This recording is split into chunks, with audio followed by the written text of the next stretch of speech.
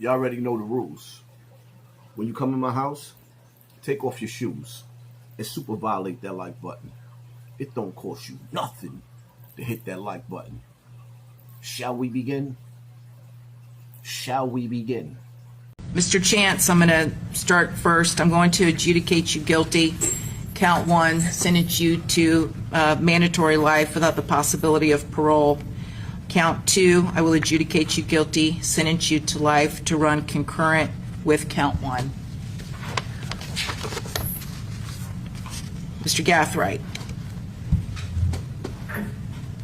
On count 1, I will adjudicate you guilty, sentence you to life without the possibility of parole. You also have a 20-year minimum mandatory sentence.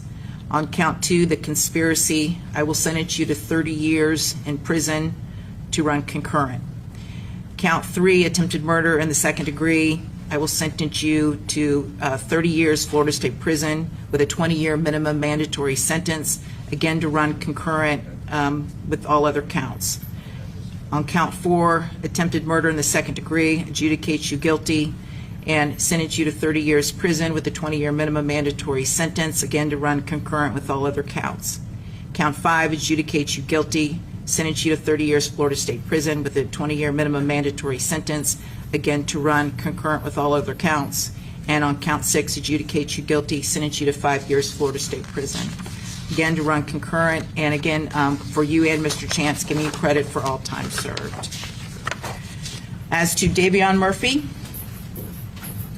Mr. Davion Murphy, I will adjudicate you guilty of first-degree premeditated murder, sentence you to life in prison without the possibility of parole, and you will have a 20-year minimum mandatory sentence as part of the life sentence. Count 2 on the conspiracy, adjudicate you guilty, sentence you to life to run concurrent. On the attempted murders, counts 3, 4, and 5, I will adjudicate you guilty of each of those, sentence you to life in prison with a 20-year minimum mandatory sentence on each, again to run concurrent with all of the other counts, and again giving you credit for all time served.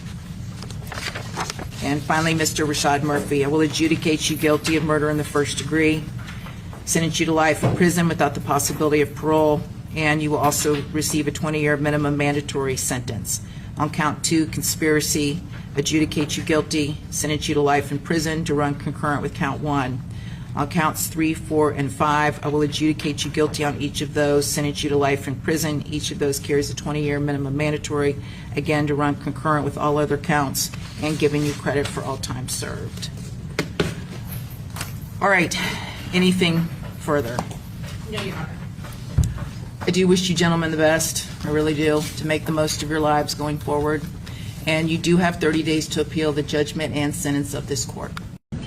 Yes, ma'am. All right. Okay. So, thank you. You all right. So, Judge Cisco, unlike the rest of my co-defendants here, they all are charged with being the alleged shooters and have the same verdicts. However, me, on the other hand, the one who was charged with me for playing the same alleged role as I gets found not guilty for what I am charged with. Alicia's case didn't contradict the alleged shooters versus the state case. I don't even think it's possible it could have. However, it contradicts mine being the only principle here, because both of our jury's decisions contradict each other. The only nuance here is I went to trial with 3 other people who have the same verdict as I, and she didn't. Alicia get found not guilty for my current charge. It wasn't a coincidence. Basically what I'm saying is Alicia and the state alleged that we played, that's getting into like the facts of like the case. Well, that's okay. If I'm hearing you correctly, you are taking issue with the fact that I don't know if she's your current or former girlfriend, but she went to trial. She was convicted of a manslaughter and got 15 years, and now you're here facing life, and that I would assume that seems unjust to you. Is that correct? That's highly unjust. I seen Susie Lopez on the news this morning, and she was saying that justice has been served. Absolutely, if you see it from that perspective. But everything that's a perspective is based off perception. So if you say that's justice, okay, but when you look at if you put me and Alicia up on like side by side, like that's unjust, like it's injustice, like it doesn't make sense, like it's contrary to my verdict. Like her jury made their decision, my jury made, well, our jury made their decision, but it contradicts like both of our verdicts. The only difference is like I went to trial with my co-defendants and she went to trial by herself. So I feel like personally, I got guilt more so by association than like participation. That's all I really wanted to say, Judge. Sorry, because this is way more harder than I anticipated. But that's all. Thank you. Sure, Yes, sure. ma'am. And you probably know when Miss Andrews went to trial, she basically pinned it all on you. Absolutely, yeah, I know. You know when, as I sit with my lawyer, like he's very, like he's probably shivering over there because he don't know what Right. I say out my mouth. Right. He's very Yeah, concerned. definitely.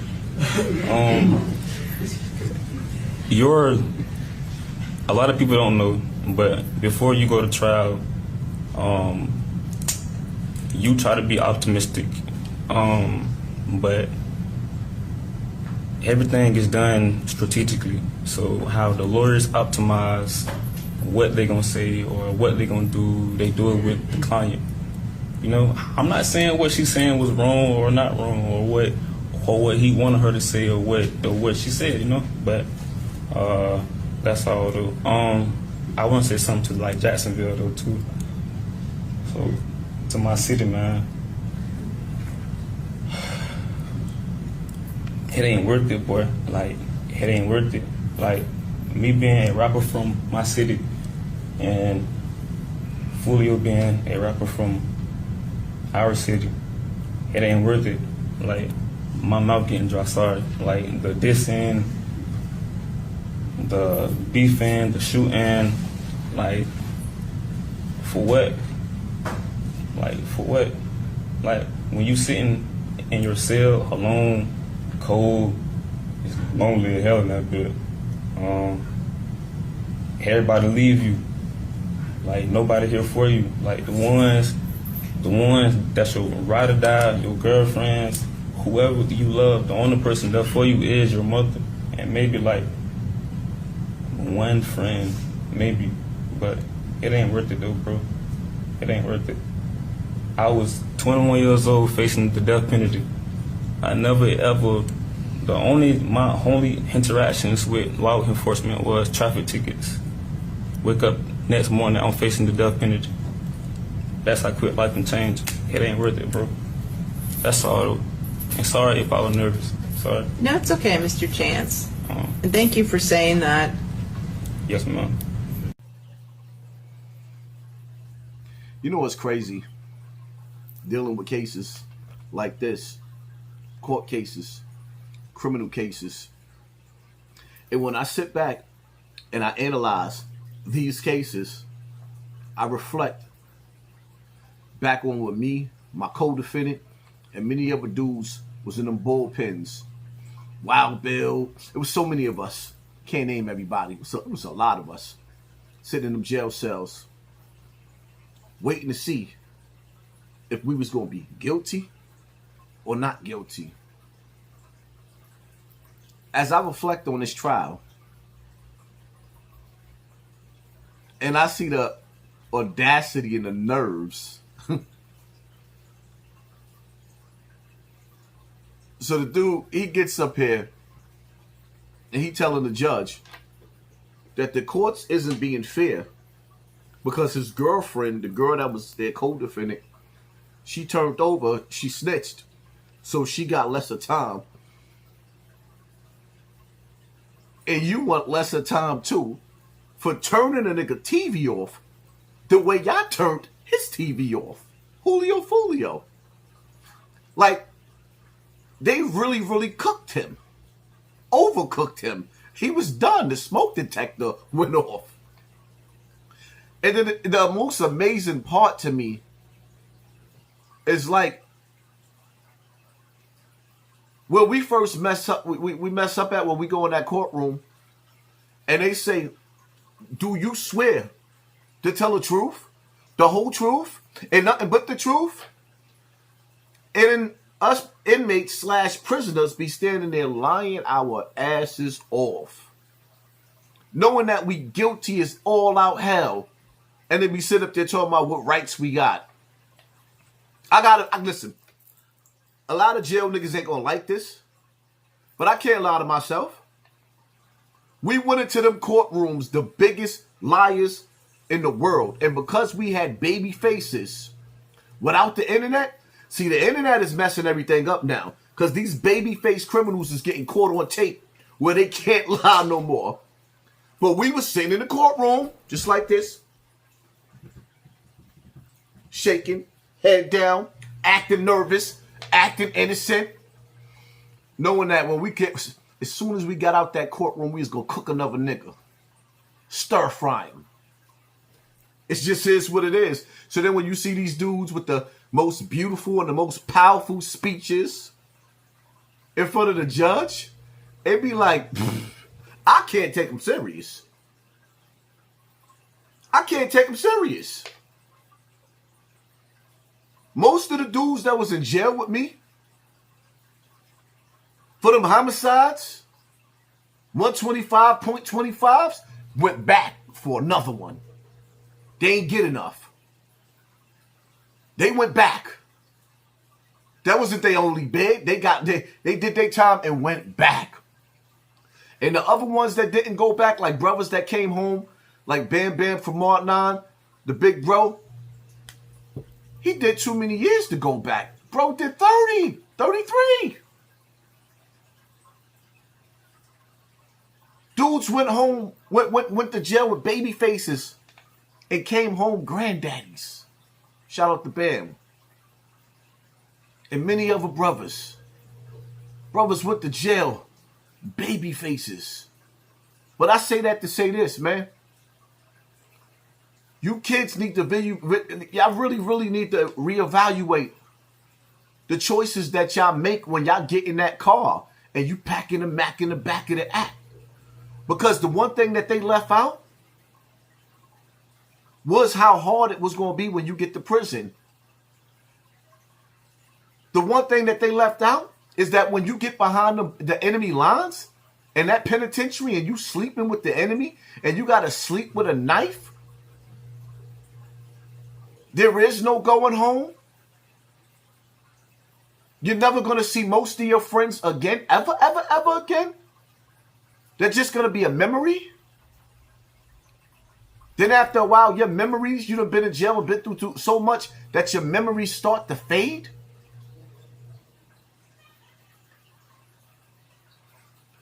Being in jail, I don't know if they told you this, but I'm going to tell you this. Being in jail is one of the worst feelings in the world. The world? The world. It hurts. I don't care how tough you is. Once you go to jail, your reputation starts all over again. I don't care what you did outside. Everybody in there already situated. They already got their razors. They already got their knives. And now they're waiting to test you. Is you against the whole jail cell? Will you survive? You probably will. Because most of us do. And then it's our turn to stand tall and run the jails and get in the shower or go in your cell, pull your blanket over your head and cry. Because you made the worst decision of your life and it ain't no taking it back. And it ain't no weaseling your way out. And as much as you want to, you trying to figure out in your brain how you could escape. Most of the time you can't. You got to be one of them lucky ones that's like MacGyver to really get out of there. Because most don't. Going to sleep on the child. Begging the COs for tissue. Waiting for somebody to send you commissary so you can eat a cookie. Because the food in there is so terrible. And being in jail, what they don't tell you is, throughout the years, you eat so many cookies that most of them niggas in there got diabetes?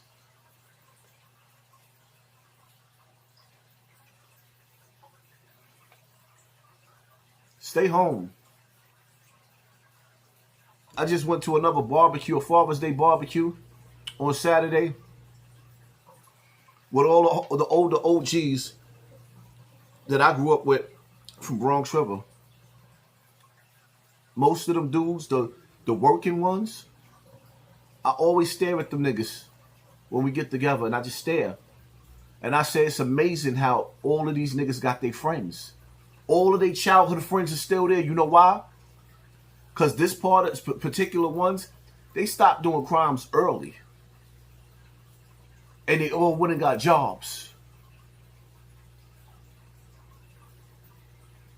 All the working niggas, it's like 50 of them niggas. One barbecue. And most of them, they getting ready to retire. Niggas got houses and barbecues. Shish kebabs, steaks.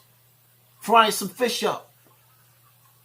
But the crazy part about it is, what be really, really baffling to me, most of the dudes that I knew that was getting money in the streets, $10,000, $20,000 a day, stuck in the hood, living in tenement buildings, living in the projects. Niggas made millions and don't have nothing to show for it. Nothing. Still living off of what they did back in the days. But can't even buy their mama a house. Mama, a house. Nothing. Too old to go back to jail. Too old to get caught. Niggas is getting in and out of the bed with back pains. Think you want to go to jail? That's my take on the situation, man. I hope and pray that some of y'all that's watching me, you get the message. Because a lot of these niggas want to call me the weirdo. But look how they living and look how I'm living. My kids ask me for a pair of sneakers right now. I could give it to them. Can you? I gotta see. Gotta wait until my check come.